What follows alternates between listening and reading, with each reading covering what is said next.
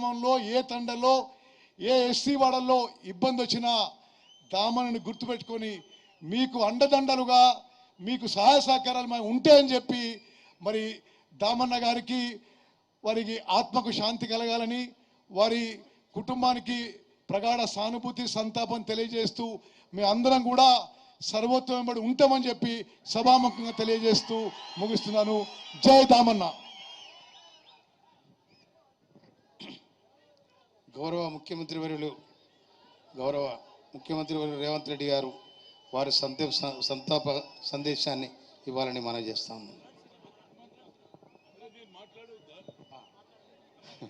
క్షమించాలన్నా. గౌరవనీయులు సీనియర్ కాంగ్రెస్ నాయకులు హనుమంతరావు గారు.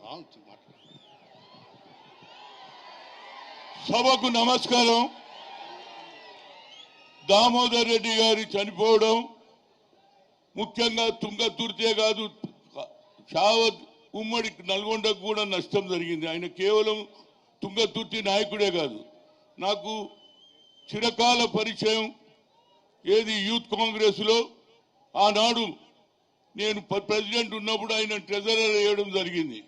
ఆనాడే 1985లో ముఖ్యంగా తెలుగుదేశం అదేవిధంగా లెఫ్ట్ పార్టీలు బలమైన ఉన్న కాలంలో ఆయన ఒక్కడే గెలిచాడు. 1988 12 సీట్లలో ఒక్క సీటు గెలిచాడు. కానీ దురదృష్టం ఏంటంటే ఒక పక్క సోనియా గాంధీ ఆలోచన, రాహుల్ గాంధీ హవా, రేవంత్ రెడ్డి హవాలో ఒకే ఒక్క సీటు ఓడిపోయింది. నాకు చాలా బాధ ఉంది. ఈ సీటు గెలిచేది ఉండే, ఎందుకంటే ఆయన కార్యకర్తల మనిషి. అందరూ ఉన్న రాజకీయ నాయకులు డబ్బులు సంపాదించడానికి మొదలు ప్రయత్నం చేస్తారు. ఉన్న ప్రాపర్టీలు అత్తగారిది సొంతంది అన్ని దానపోసిండు కార్యకర్తలకు. కనుక ముఖ్యమంత్రి గారు ఇప్పుడే చెప్పారు, మా ఉత్తమ్ కుమార్ రెడ్డి గారు, ఆయన ఏది శ్రీరామ్ సాగర్ ప్రాజెక్టు రావడం ఆయన చిరకాల కోరిక, అది చేస్తున్నారు. దాంతోపాటు నాది ఒక్కటే రిక్వెస్ట్, ఆ కుటుంబాన్ని ఆదుకోవడానికి ఆయన కొడుకు అయినటువంటి ఆ బాబుకు సరి అయిన న్యాయం చేయాలంటున్నా. ఎందుకంటే మా ముఖ్యమంత్రి ఎవరైనా తనతో పని చేసినటువంటి గట్టి నాయకులను తయారు చేసే ఆలోచన కలిగినట్టు వ్యక్తి. అదేవిధంగా దామోదర్ రెడ్డి గారు నిజంగానే ఆనాడు ఎవరు లేకుండి ఇతనే మొగోడు ఉండే, ఉన్నమాట చెప్తున్నా.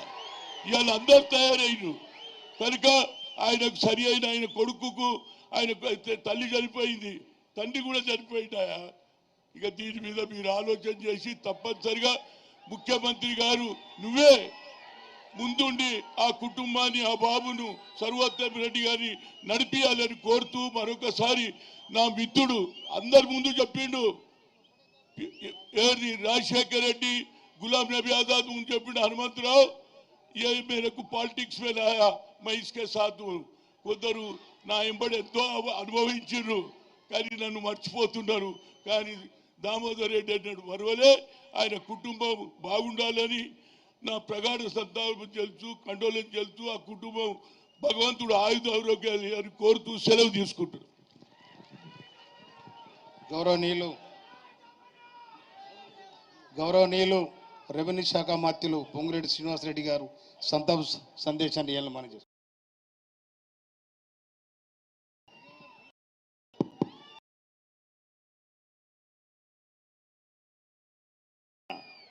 మనందరి అభిమాన నాయకులు పెద్దలు రాష్ట్ర ముఖ్యమంత్రి వర్యులు రేవంత్ రెడ్డి గారికి, సహచర మంత్రివర్యులు, వేదిక మీద ఉన్న ప్రజాప్రతినిధులు, ముఖ్య నాయకులు, ముఖ్యంగా రామిరెడ్డి కుటుంబ సభ్యులు, వేలాదిగా ఇక్కడికి విచ్చేసిన దామన్న అభిమానులు, మీడియా మిత్రులందరికీ నమస్కారం. చాలా బాధాకరం.